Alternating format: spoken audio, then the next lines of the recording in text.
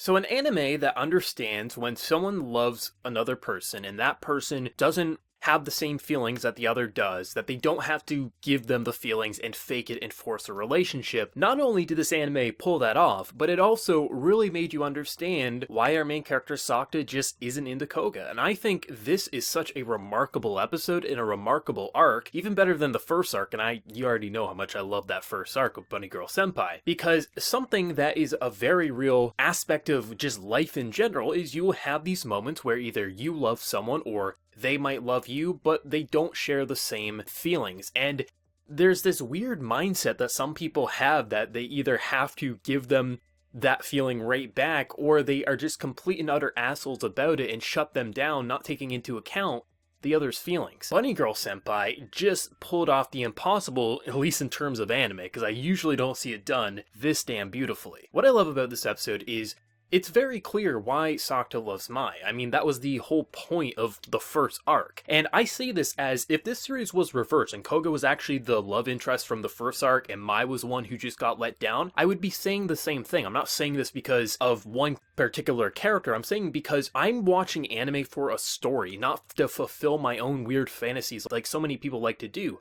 I'm watching for a story, and if you make me understand why your characters are acting in the way that they are, then that's going to be fine for me. It's very clear why Sakta loves Mai from that first arc, and the fact that Koga falls in love with Sakta is completely understandable, and I like the idea of them repeating that day. You knew it was going to happen, it was very obvious that it was going to happen, but the idea that she keeps rolling the dice because she's hoping that the more he repeats it, the closer and closer she'll get to him falling in love with her. What's beautiful about this is just how they directed in that final confrontation where Sakta says, "Enough of the lies, you have to tell me," and she's saying like, I wanted to basically fall out of love and just be able to be your friend, but every time I repeat the day, I just keep falling more and more in love with you. And Sakta is such a great guy because he understands her feelings and he can't give them back, but he doesn't want to hurt her, and he wants to say like, I don't hate you, it's fine to burden me. Like, this is such a believable situation because so many people, when they turn people down, or they either just go ahead and say, okay, I'll break up with this person to be with this person who loves me because this is my next fling. Like, this was such a human episode despite it being a little supernatural. I love that letdown because it was a little heartbreaking, but you really feel like Sakta is such a great guy. He's not just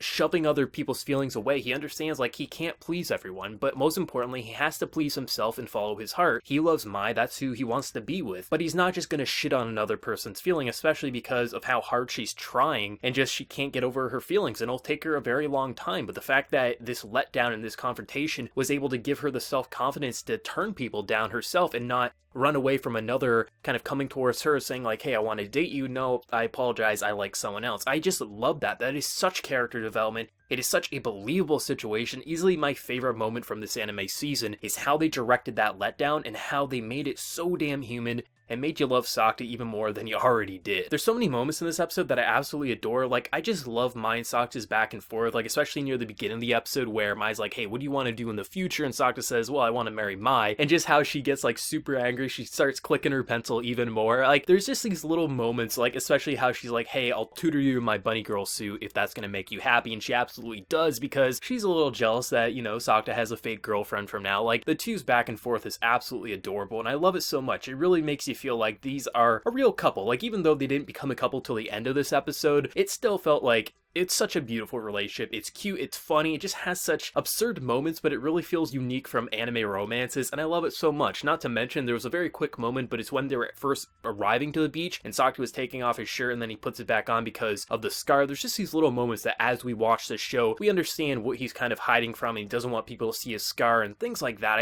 I love these little moments that aren't obviously the highlight, but if you kind of catch on to him, you're just like, wow, that actually adds a little bit more to his character and actually what he's going through. And of course, I mean, the end of the episode having his old love interest pop back and appearing to not remember him at all, possibly even younger than when he first met her, like, that's going to be an interesting arc to say the least, especially because they're now in a relationship and this used to be his old fling. That's going to be really, really exciting. But I mean, just the way they were directing this kind of repeat beach day, I thought was actually pretty cute, especially with, like, you know, in the water or making the sand castles. Like, there was just a lot of really adorable moments. Of course, you knew it was ultimately going to end in a little bit of a heartbreak because Koga didn't want to say goodbye. And I think they made us really understand why she was falling in love with him and why she kept trying to run away, but ultimately she can't run away. She has to confront her feelings, say, I love you, and get turned down, because that's the only way to be able to move forward instead of running away and hoping a million times repeating the same day is going to change his mind, because Sakta is one loyal bastard, and that's why I like him so much. At the rate Bunny Girl Senpai is going, this is honestly going to end up in my top 10 anime,